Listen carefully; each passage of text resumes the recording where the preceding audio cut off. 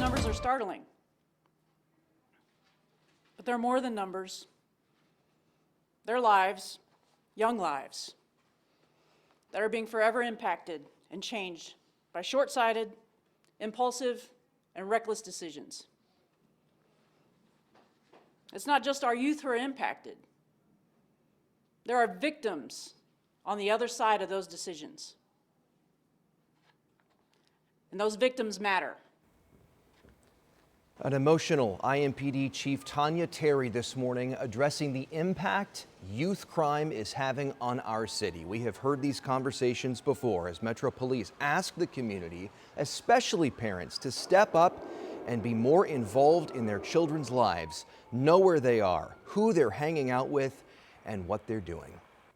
Her comments come after the arrest of a 14-year-old boy accused of killing a young man in a downtown parking garage.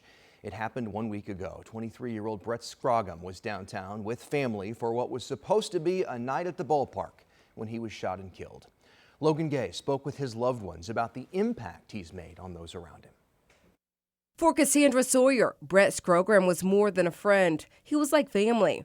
Their families met 10 years ago through a speech and debate group. We came in and this family and Brett absolutely loved on us. Sawyer says Brett walked into every room with a smile and a warmth that drew people in. He was one of the most hardworking, caring, humble people, God-fearing, just loving man I've truly ever had the pleasure of calling my friend. A friend she says was admired by everyone around him.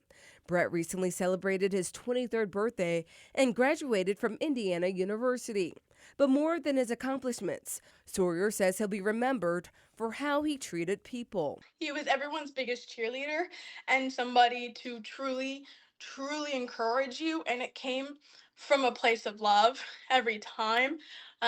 You could tell he wanted the best for all of his friends and his family. She says Brett had big dreams and a bright future ahead of him. But last Thursday, that future was cut short. Police say Brett was shot in a downtown Indianapolis parking garage. He was taken to the hospital where he later died. I don't think that reality is fully set in. You hear stories about accidents and gruesome events that happen, and you never think it's going to happen to you until it does. On Wednesday, detectives arrested a juvenile male in connection with the shooting. They haven't confirmed his age, but say they took him into custody on Indianapolis West Side. I'm thankful to see that they're making progress and getting the justice he deserves. As friends and family wait for more answers, Sawyer says she's focused on carrying forward the lessons Brett left behind. His life meant so much, but I want his death to mean something too.